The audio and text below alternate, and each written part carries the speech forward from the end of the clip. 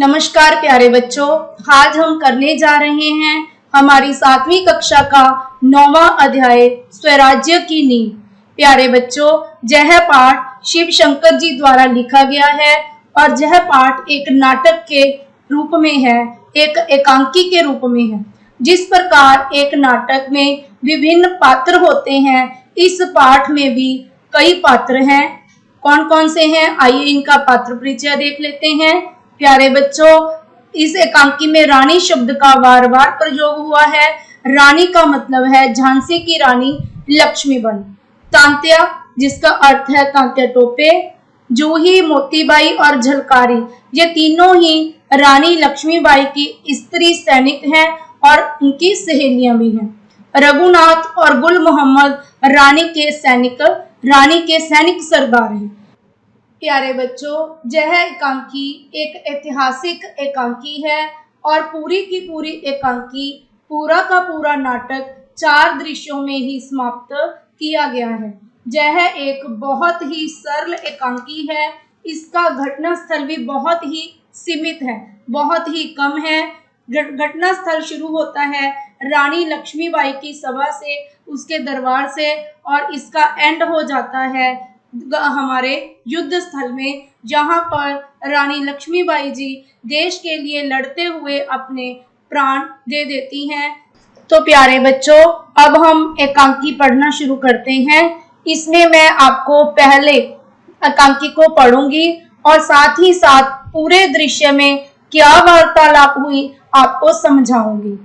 तो बच्चों, दृश्य 1, सन 1857 अंग्रेजों की फूट डालो और राज करो नीति सफल हो रही थी। झांसी में भी वे अपना अधिकार जमाना चाहते थे। उन्होंने रानी के गोद लिए पुत्र को उत्तराधिकारी मानने से इनकार कर दिया। रानी अपने सभासदों से विचार विमर्श कर रही थी। तभी क्या होता है, जूही का प्रवेश होता है। जूही, महारानी की जय हो। रानी यानी कि लक्ष्मीबाई जी, आओ जूही, क्या समाचार है। जूही, समाचार शुभ नहीं है। रानी, एक गोरे दूसरे स्वार्थी और गद्दार लोग, ऐसे में शुभ समाचार की आशा करना ही व्यर्थ है। खैर कहो। जूही, अंग्रेजों ने झांसी को अपने अधिकार में लेने की प्रक्रिया शुरू कर दी है। तांतिया, अरे अभी झांसी शोक से नहीं उभरी और अंग्रेजों की जहचार। रानी, उन्होंने शेरनी के मुंह में हाथ डालने की कोशिश की है, उन्हें उनके अंजाम तक पहुंचाना होगा। जूही, हाँ, सुना है कि आपको 5000 रुपए पेंशन दी जाएगी। रानी, पेंशन? मेरे राज्य में विदेशी मुझे पेंशन देंगे? मैं पेंशन न लूंगी, ना ही अपनी झांसी इन अंग्रेज जालिमों को दूंगी। रघुनाथ तभी क्या बोलते हैं, महारानी धीरज से काम लें। एक तो अंग्रेज ताकत में हैं और दूसरे देशद्रोही उनके साथ हैं। ध्यान रहे, मनुष्य के साहस और बुद्धि की परीक्षा विपरीत स्थिति में ही होती है। रानी, तो क्या मैं उन फिरंगियों से हार मान लूं? तांतिया, कदाचित नहीं। स्वराज्य की ज्वाला को सुलगने दो, अवसर आने पर विस्फोट करेंगे। अभी उनकी शक्ति परखते हैं और गुप्त तैयारी करेंगे। रानी, ठीक है जूही, तुम और मोतीबाई गुप्तचर बन अंग्रेज सिपाहियों से जानकारी हासिल करो। जूही, हमारे अहोभाग्य, हम स्वराज्य के लिए सब कुछ कुर्बान कर देंगे। रानी, शाबाश सखी, मुझे तुमसे यही आशा थी। जाओ और दिखा दो भारतीय नारी शक्ति को। प्यारे बच्चों, दृश्य 1 बस इतना सा ही था। इसमें क्या है कि रानी लक्ष्मीबाई अपने सभासदों से अंग्रेजों की फूट डालो और राज करो की नीति पर विचार कर रही थी कि तभी के समय वहां पर जूही का प्रवेश होता है। रानी जूही से पूछती है कि वे क्या समाचार लेकर आई है। तो जूही रानी से कहती है कि कोई अच्छा समाचार, कोई शुभ समाचार नहीं है। तो रानी कहती है कि जब हम अंग्रेजों के अधीन हैं, हमारे चारों ओर फिरंगी हैं, तो इसमें ऐसे में हम किसी शुभ समाचार की अपेक्षा भी नहीं कर सकते। तभी जूही महारानी को बताती है कि अंग्रेजों ने झांसी को अपने अधिकार में लेने की प्रक्रिया शुरू कर दी है। प्यारे बच्चों, यहाँ मैं थोड़ा विस्तार पूर्वक आपको बताना चाहूंगी कि अंग्रेजों ने हमारे अंग्रेज गवर्नर जनरल थे लॉर्ड डलहौजी, उन्होंने लैप्स की नीति पूरे इंडिया में लागू की थी। उस नीति के अंतर्गत जिस भी राज्य का कोई उत्तराधिकारी नहीं होता था, यानी कि जिनके कोई पुत्र नहीं होता था, वे किसी को गोद नहीं ले सकते थे। ऐसे राज्यों को जो अंग्रेज थे वो अपने अधीन कर लेते थे और उसके बदले में उस राजा को या उस रानी को वे पेंशन दिया करते थे। ऐसा ही कुछ झांसी में होने वाला था।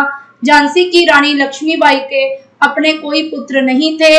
उन्होंने जिसे गोद लिया था, अंग्रेजों ने उसे अपना रानी का उत्तराधिकारी मानने से मना कर दिया था और झांसी को अपने अधिकार में लेने की प्रक्रिया शुरू कर दी थी। यही खबर रानी को जूही सुनाती है। समाचार सुनते ही रानी आवेश में आ जाती है और कहती है कि हमें अंग्रेजों को इनके अंजाम तक पहुंचाना ही होगा। और जूही रानी को ये भी बताती है कि अंग्रेज रानी को 5,000 रुपए की पेंशन की बात भी कर रहे हैं, जिससे रानी तुरंत मना कर देती है।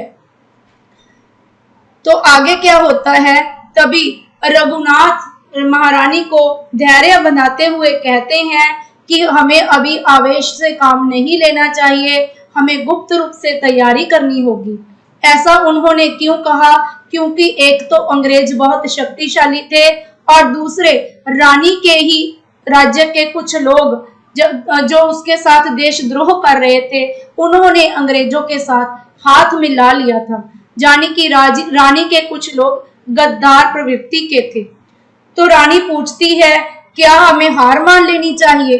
तभी तांत्या जी कहते हैं कि नहीं, हमें हार नहीं माननी है, हमें स्वराज्य की ज्वाला को और सुलगाना है और साथ ही साथ हमें शत्रु की शक्ति को परखना है और गुप्त रूप से अपनी तैयारी करनी है। तभी रानी तांत्या टोपे जी की इस बात से सहमत हो जाती है और जूही और मोतीबाई से कहती है कि आप लोग गुप्तचर बनकर अंग्रेज छावनी में जाओ और वहां की खबरसार इकट्ठी कर लो। तो बच्चों आगे बढ़ते हैं दृश्य 2 की तरफ। दृश्य 2 में क्या है बेटा, जूही वहां से प्रस्थान करती है, चली जाती है। स्थान कौन सा है? शहर में रानी का महल है। तभी मोतीबाई महल में प्रवेश करती हैं। मोतीबाई, महारानी की जय हो। रानी, महारानी नहीं सखी, स्वराज्य संग्राम में हम सभी बराबर हैं। कहो क्या समाचार है? मोतीबाई, अंग्रेज प्रजा पर अत्याचार कर रहे हैं, प्रजा स्वराज्य चाहती है। वीर वीरांगनाओं की बुझाएं अंग्रेजों से युद्ध को फड़फड़ा रही हैं। रानी, आह, मेरी प्रजा पर अत्याचार? प्रजा ही हमारी शक्ति है। परंतु मोतीबाई, परंतु क्या? महारानी, हम रणचंडी बनना चाहती हैं। रानी, समय आने दो सखी, प्रजा में जोश भरो। अंग्रेज सेना के हिंदुस्तानी सिपाहियों को स्वराज्य के लिए प्रेरित करो। देखना, मैं स्वयं प्रजा के आगे स्वराज्य का परचम लहराऊंगी। तांत्या, हमें अपनी वीरांगनाओं पर गर्व है। जूही, अरे दुर्गा अवतार हैं हम, दुष्टों पर जब छाएंगी छठी का दूध याद कराएंगी। बेटा, छठी का दूध याद कराना एक मुहावरा है जिसका अर्थ है सामने वाले को कठिनाई में डाल देना। ठीक है। रघुनाथ, धन्य है भारत भूमि की नारी, माता का शीतल आंचल, दुष्टों की संहारक भी। संहारक होती है बेटा, संहारक यानी कि दुखों का नाश करने वाली, दुख दूर करने वाली। गुल मोहम्मद, अरे हर हर महादेव का डमरू बजेगा, अंग्रेज दुम दबाकर भागेगा, गुलाम बनाएगा फिरंगी हमें। तो प्यारे बच्चों, ये था हमारा दृश्य 2 जो रानी के महल का ही है। इसमें क्या है कि मोतीबाई महल में प्रवेश करती हैं और महारानी से, जब वो महारानी कहकर झांसी की रानी को संबोधित करती हैं तो रानी उसे टोकती है और कहती हैं कि स्वराज्य संग्राम में सभी बराबर हैं। अंत महारानी ना कहकर वह उन्हें सखी कही। मोतीबाई रानी से अंग्रेजों की अत्याचार की गाथा सुनाती हुई कहती है कि अंग्रेज प्रजा पर घोर अत्याचार कर रहे हैं और प्रजा स्वराज्य की मांग कर रही है और स्वराज्य की प्राप्ति के लिए सभी वीर और वीरांगनाएं अंग्रेजों से युद्ध करना चाहते हैं। रानी मोतीबाई कहती है, बहुत दुखी होती है ये सुनकर कि अंग्रेज उसकी प्रजा पर अत्याचार कर रहे हैं, परंतु अभी समय नहीं था अंग्रेजों से तुरंत लोहा लेने का। तो मोतीबाई से रानी कहती है कि समय आने दो, तब तक तुम प्रजा में जोश भरती रहो और अंग्रेज सेना में जितने भी हिंदुस्तानी सिपाही हैं उन्हें स्वराज्य के लिए, स्वयं के राज्य के लिए यानी कि स्वतंत्रता के लिए आप प्रेरित करो। और साथ ही वे कहती है कि वे खुद जाकर प्रजा के आगे स्वराज्य का झंडा फहराएगी। परचम का अर्थ होता है बेटा झंडा। तभी तांत्या जी कहते हैं, हमें अपनी वीरांगनाओं पर गर्व है। वीरांगनाओं बेटा वीर शब्द का स्त्रीलिंग है। जो वीर स्त्रियां होती हैं उन्हें हम वीरांगनाएं कहती हैं। जूही, अरे दुर्गा अवतार हैं हम, दुष्टों पर जब छाएंगे छठी का दूध याद कराएंगे। तभी जो जूही है वो कहती है कि हमें अपने आप पर पूरा गर्व है, हम दुर्गा का अवतार हैं और जब हम अंग्रेजों के साथ युद्ध करेंगे तो उन्हें मुश्किल में डाल देंगे। रघुनाथ उनकी प्रशंसा करते हुए कहते हैं कि भारत भूमि की नारियां धन्य है, हमें उन पर गर्व है कि वो माता की तरह शीतल आंचल भी रखती हैं और दुष्टों का नाश करना भी जानती हैं। एक तरफ जहां वो ममता की देवी हैं, वहीं पर वो रणचंडी बनना भी जानती हैं। तो गुल मोहम्मद कहते हैं कि जब उनका युद्ध होगा अंग्रेजों के साथ, यानी कि उन्होंने एक अलंकारित भाषा में बोला कि जब महादेव का डमरू बजेगा तो अंग्रेज भारत छोड़कर भागेंगे और फिर उन्हें कोई गुलाम नहीं बना सकेगा। तो प्यारे बच्चों, आइए बढ़ते हैं तीसरे दृश्य की तरफ। मेरठ और दिल्ली में क्रांति हो गई, बहादुर शाह जफर सम्राट बन गए, विद्रोही सैनिक किले में प्रवेश कर गए, स्थान रानी का महल। प्यारे बच्चों, यहाँ ये जो घटना है रानी के महल से स्टार्ट होती है। यहाँ पर पता चलता है कि विद्रोहियों ने विद्रोह कर दिया है। किसने बेटा? विद्रोहियों ने, जो देशभक्त थे। किसके खिलाफ किया? अंग्रेजों के खिलाफ। तांत्या, आओ गुल, क्या समाचार है? गुल, विद्रोही सैनिक किले में प्रवेश कर गए हैं, उन्होंने अंग्रेज सैनिकों पर धावा बोल दिया है। अंग्रेज अपने बाल बच्चों के लिए पनाह मांग रहे हैं। तो क्या आक्रमणकारी स्त्रियों और बच्चों पर भी हमला कर रहे हैं? गुल, जी महारानी। तभी रानी कहती है, ये तो बहुत बुरा हुआ, स्त्रियों बच्चों को हमारे महल में पनाह दो, मैं देखती हूँ। रघुनाथ, क्या दुश्मन के बच्चों को पनाह? रानी, हमारा युद्ध अंग्रेजों से है, निरपराध बच्चों और स्त्रियों से नहीं। शरणागत की रक्षा हमारी संस्कृति है। भीषण युद्ध हुआ, अंग्रेज परास्त हो गए। रानी ने विद्रोहियों को शांत कर लौटा दिया, परंतु स्वार्थी गद्दारों ने अंग्रेजों से मिल पुनः हमला कर दिया। तो देखो बच्चों, पहले मैं आधी घटना को आपके सामने रखती हूँ। तो स्टार्टिंग में क्या हुआ? गुल आकर समाचार देती है रानी को कि विद्रोहियों ने विद्रोह कर दिया है, अंग्रेज बहुत खतरे में हैं, वो अपने बाल बच्चों की जान बचाना चाहते हैं और आश्रय मांग रहे हैं। पनाह का मतलब होता है बेटा आश्रय मांगना। तो रानी तुरंत कहती है कि अगर कोई भी आक्रमणकारी स्त्रियों और बच्चों पर हमला करता है तो ऐसे में हमें निरपराध स्त्री और बच्चों को अपने महल में जगह देनी होगी। रघुनाथ बार बार कहते हैं कि दुश्मन के बच्चों को पनाह क्यों दी जाए, लेकिन रानी कहती है कि हमारा युद्ध अंग्रेजों के साथ है, इनके साथ नहीं है। शरणागत यानी कि जो शरण में आया हो उसकी रक्षा करना ही भारतीय संस्कृति है। तो बच्चों, अंग्रेजों और विद्रोहियों के बीच बहुत भीषण युद्ध हुआ, खतरनाक भयंकर युद्ध हुआ। अंग्रेज परास्त हो गए, अंग्रेज हार गए और विद्रोहियों को रानी ने शांत कर दिया। परंतु कहानी यहीं पर खत्म नहीं हुई। हमारे जो देशद्रोही थे, गद्दार थे, उन्होंने अंग्रेजों के साथ मिली भगत की और अंग्रेजों ने दोबारा से हमला कर दिया। आगे की घटना देखते हैं बच्चों। रानी अपने महल में। रानी रघुनाथ जी स्थिति विकट हो गई है। रघु जी महारानी एक आक्रांति असमय हो गई और आस्तीन के सांपों ने फन दिखाए हैं। रानी सांपों के फन कुचलने हैं, सेना तैयार करो। रघुनाथ हमारे जांबाज तैयार हैं। रानी ध्यान रहे कि यदि मैं युद्ध में काम आऊं मतलब यदि युद्ध में मेरी मृत्यु हो जाए, काम आना होता है देश के लिए बलिदान देना, तो अंग्रेजों के अपवित्र हाथ मेरी देह को छूने न पाए। सभी सैनिक हमारे जीते जी आपका बाल भी बांकाना होगा। रघुनाथ स्थिति ऐसी है, हमें कालपी प्रस्थान करना होगा। रानी हाँ, वहाँ राव साहब व लाल कुर्ती सेना में बहादुर सिपाही हैं। गुल मोहम्मद पर क्या इस संग्राम में वे हमारा साथ देंगे? रानी तुम भूलते हो गुल, स्वराज्य की बलवेदी पर हिंदू मुसलमान सभी मर मिटने को तैयार हैं।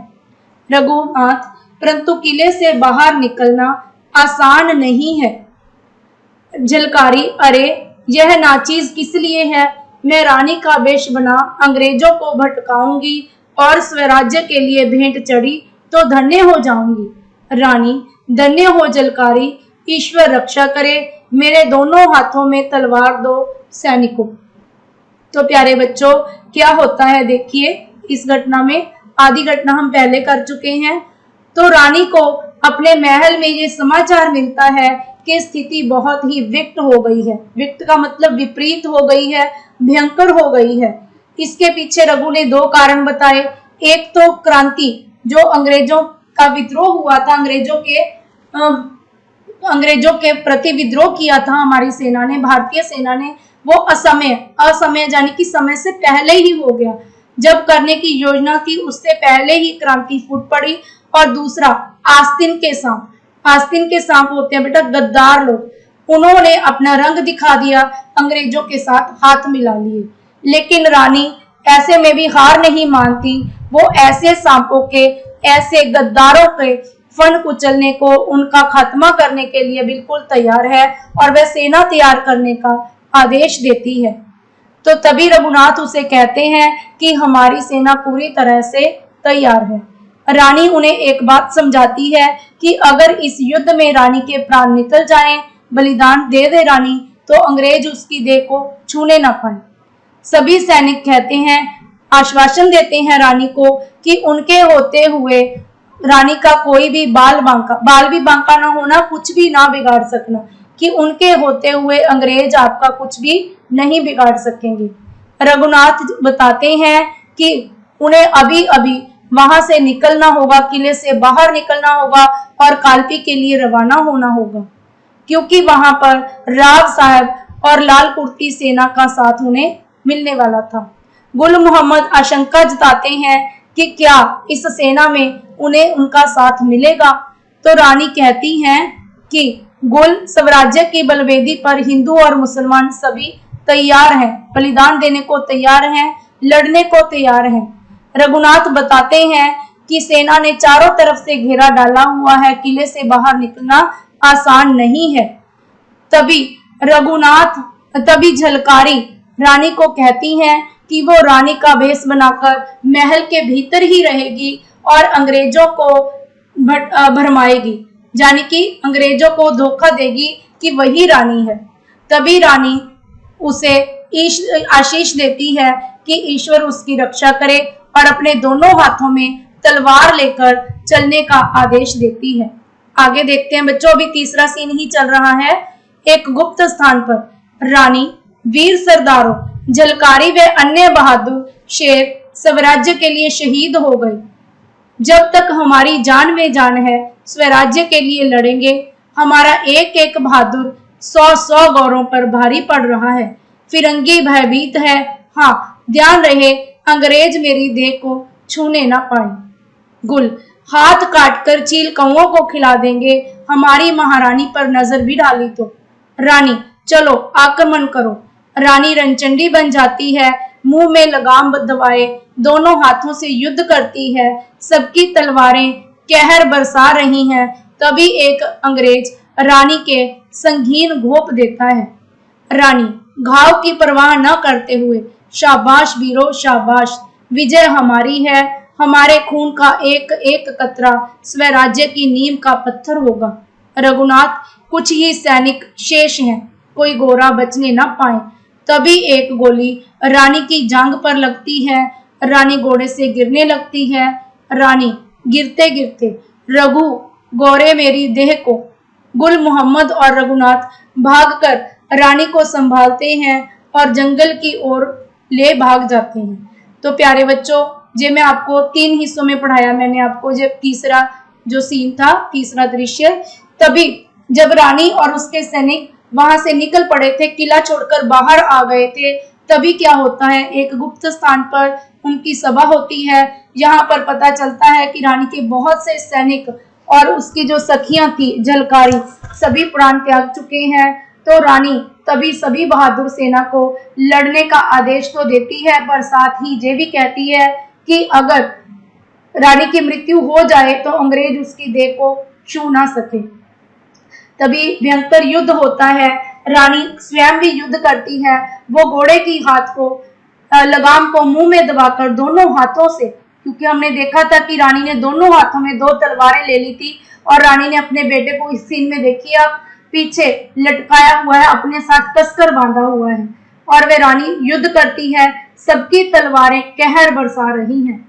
इससे पता चलता है कि रानी और अंग्रेजों में भयंकर युद्ध होता है। तभी एक अंग्रेज क्या करता है, रानी के संगीन घोंप देता है, शुरा घोंप देता है। घाव की परवाह न करते हुए भी रानी निरंतर लड़ाई करती रहती है। अचानक क्या होता है कि रानी को पता चलता है कि उनके बहुत से सैनिक मारे जा चुके हैं, केवल कुछ ही सैनिक बाकी हैं, लेकिन रानी तब भी हिम्मत नहीं हारती। तभी एक गोली रानी के जांघ पर, रानी की, हमारा जो घुटने के ऊपर का हिस्सा होता है बेटा, उसे जांघ बोलते हैं, जिसे हम पंजाबी में पट बोलते हैं, वहां पर गोली लगती है और रानी घोड़े से गिरती है। लेकिन गिरते गिरते फिर वही शब्द दोहराती है कि रघु गोरे मेरी देह को छू ना पाए। लेकिन गुल मोहम्मद और रघुनाथ रानी को संभालकर जंगल की ओर ले जाते हैं। तो बच्चों, आगे बढ़ेंगे हम दृश्य 4 की ओर। तो बेटा आगे बढ़ते हैं हमारे अंतिम दृश्य की तरफ। दृश्य 4, बेटा ये एक सन्यासी की कुटिया है। सन्यासी, बेटा कौन हो तुम? सभी, हम सैनिक हैं, हमारी रानी घायल है।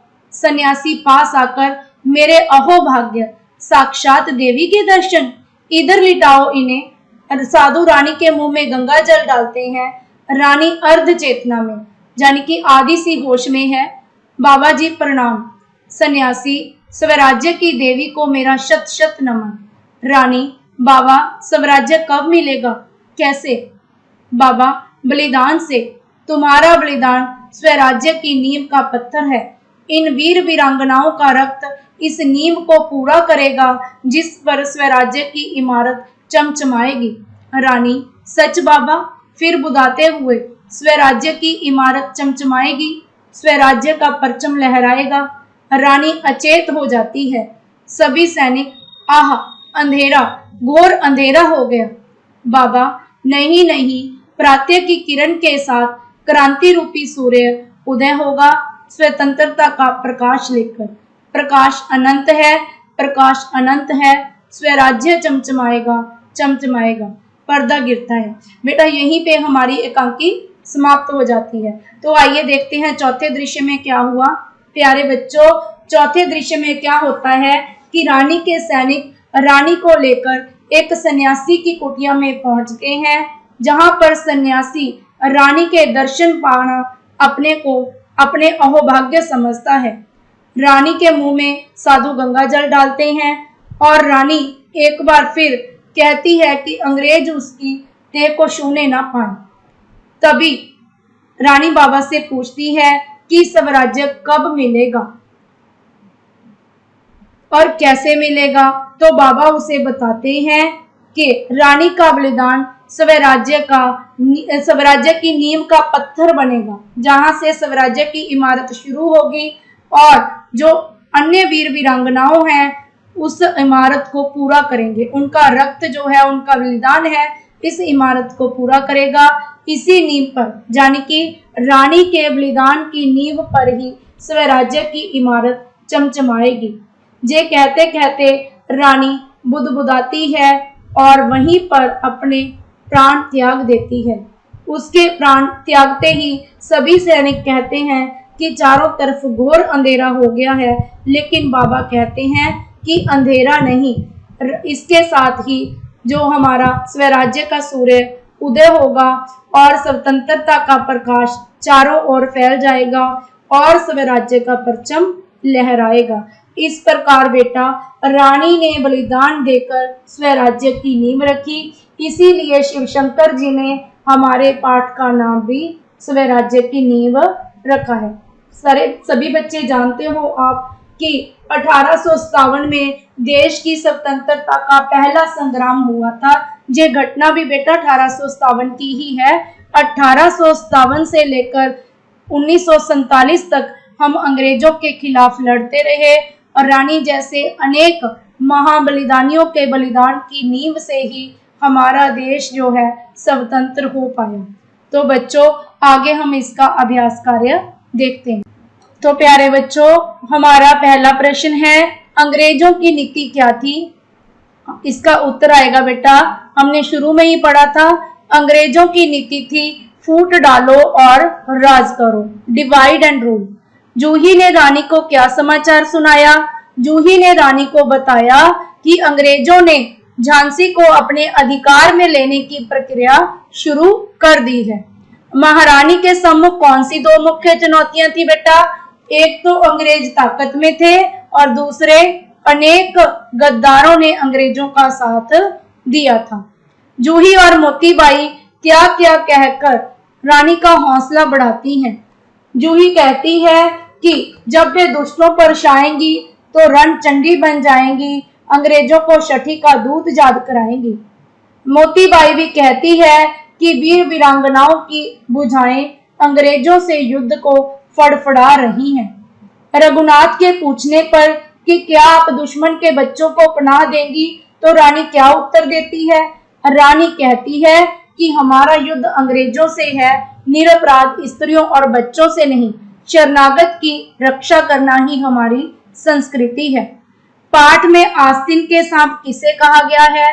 पाठ में आस्तीन के सांप देशद्रोहियों को कहा गया है। रानी ने अपने सैनिकों से क्या कहा? रानिकों ने अपने सैनिकों से कहा कि जब तक हमारे शरीर में जान है हम स्वराज्य के लिए लड़ेंगे, हमारा एक एक बहादुर 100-100 गोरों पर भारी पड़ेगा। और रानी ने यह भी कहा कि अगर उनके प्राण युद्ध स्थल में निकल जाएं तो गोरे रानी की देह को छू न पाए। जलकारी स्वराज्य के लिए किस प्रकार समर्पण करना चाहती है? जलकारी रानी और अन्य सरदारों को सुरक्षा के साथ बाहर निकलने के लिए स्वयं रानी का भेष बनाकर अंग्रेजों को वहीं पर अटकाना चाहती है और कहती है कि अगर वह देश के लिए कुर्बान हो गई तो वह इसमें अपना अहोभाग्य समझेगी। नेक्स्ट बच्चों, घायल होने पर रानी अपने सिपाहियों से क्या कहती है? वही शब्द कि अगर उसे कुछ हो जाए तो अंग्रेज सैनिक उसकी देह को छू न पाए। जब सिपाही रानी को सन्यासी की कुटिया में ले जाते हैं तब सन्यासी ने क्या कहकर रानी को संबोधित किया था? रानी को देवी कहकर संबोधित किया था। आगे बच्चों, आप कैसे कह सकते हैं कि महारानी लक्ष्मीबाई का बलिदान स्वराज्य की नींव रखा? तो बच्चों हम लिखेंगे कि महारानी लक्ष्मीबाई एक बहादुर वीरांगना थी। देश की रक्षा के लिए उन्होंने लड़ते लड़ते अपने प्राण त्याग दिए। वह साक्षात दुर्गा का रूप थी। 1857 में जो स्वतंत्रता की पहली क्रांति हुई थी तभी अपने प्राण त्यागे थे और वही जो 1947 में हमें स्वतंत्रता मिली उसका आधार वही क्रांति थी, 1857 वाली क्रांति। हमें किस घटना से पता चलता है कि रानी एक वीरांगना होते हुए भी ममतामयी मां भी थी? हाँ जी, उनकी इस खूबी का पता हमें तब चलता है जब गुल मोहम्मद रानी को बताता है कि विद्रोही सैनिकों ने अंग्रेज सैनिकों पर धावा बोल दिया है और अंग्रेज सैनिक अपने बाल बच्चों के लिए शरण मांग रहे हैं। तब रानी ने तुरंत अपने सैनिकों से कहा कि अंग्रेजों की स्त्रियों और बच्चों को शरण दो। इससे पता चलता है कि वह एक ममतामयी माँ थी। आगे बच्चों मुहावरे हैं। आस्तीन का सांप गद्दार लोग, जहाँ हम कह सकते हैं देशद्रोही।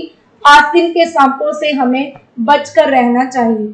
छठी का दूध याद आना, बहुत घबरा जाना। भारतीय वायुसेना ने आक्रमण से पाकिस्तानियों को छठी का दूध याद करवा दिया। छठी का दूध याद आना का अर्थ होता है बेटा मुसीबत में डाल देना, बाल भी बांका ना होने देना, कुछ भी ना होने देना, कुछ भी ना बिगड़ने देना। जिसके सिर पर ईश्वर का साया हो, ईश्वर की कृपा हो, उसका बाल भी बांका नहीं हो सकता। आगे बच्चों नए शब्द बनाएं। स्व और राज्य, स्वराज्य, इसमें केवल आपको जोड़ के ही लिखना है, कोई इसमें परिवर्तन नहीं होगा। गुप्त और चर, गुप्तचर। देश और द्रोही, देशद्रोही। आक्रमण और कारी, आक्रमणकारी। अ और समय, असमय। आगे बच्चों पर्यायवाची शब्द हैं। पर्यायवाची शब्द होते हैं समानार्थक शब्द। तलवार, तलवार को हम शमशीर, खड्ग, कृपाण कह सकते हैं। रक्त को खून, लहू। घोड़ा, अशव, तुरंग, घोटक। इमारत होती है बेटा भवन, मकान। प्रणाम होता है बेटा नमस्कार, नमो, नमस्ते, अभिवादन। हाथ का आएगा बेटा हस्त, कर। स्वतंत्रता का बेटा आएगा आजादी, स्वाधीनता। शहीद का बेटा आएगा बलिदानी और कुर्बान करने वाला, कुर्बान। देशभक्त भी आप कह सकते हो। पत्थर का बेटा आएगा पाहन, प्रखर, शिला। आगे बच्चों है विपरीत शब्द। अचेत का आएगा बेटा सुचेत। प्रातः का आएगा सायं। स्वतंत्रता, प्रतंत्रता। गुप्त का बेटा आएगा हमारे सामने प्रकट, अंधेरा, उजाला। और युद्ध का आएगा बेटा शांति। आगे बच्चों हमारा लास्ट प्रश्न जो करने वाला है, सर्वनाम शब्दों को रेखांकित कर उनके भेद बताएं। तो यहाँ पर मैं आपको डिटेल में नहीं कराऊंगी, जे हम व्याकरण भाग में करेंगे। मैं आपको केवल इतना ही बताऊंगी कि जो शब्द संज्ञा के स्थान पर प्रयोग होते हैं उन्हें हम सर्वनाम कहते हैं। मैं पेंशन नहीं लूंगी, जहां पर जो मैं शब्द है बेटा ये सर्वनाम है और ये निजवाचक सर्वनाम है। आपको 5,000 रुपए पेंशन दी जाएगी। आपको बेटा मध्यम पुरुष का है। कोई भी बचने ना पाए, कोई भी अनिश्चयवाचक सर्वनाम है। बेटा कौन आया है, इसमें कौन शब्द जो है वो प्रश्न की ओर संकेत करता है, प्रश्नवाचक सर्वनाम है। यह रानी का महल है, यह जो शब्द है यह निश्चयवाचक सर्वनाम की उदाहरण है। तो बच्चों इसमें मैंने शायद आपको कुछ गलत बता दिया। जो मैं शब्द है ये भी पुरुषवाचक सर्वनाम की ही उदाहरण है। इसमें उत्तम पुरुष हमें बताया गया है। मैं होता है जो शब्द हम अपने लिए प्रयोग करते हैं। आप, अपना, स्वयं वगैरह जो शब्द होते हैं वो निजवाचक होते हैं। तो प्यारे बच्चों मुझे आशा है कि आपको ये पाठ समझ में आ गया होगा।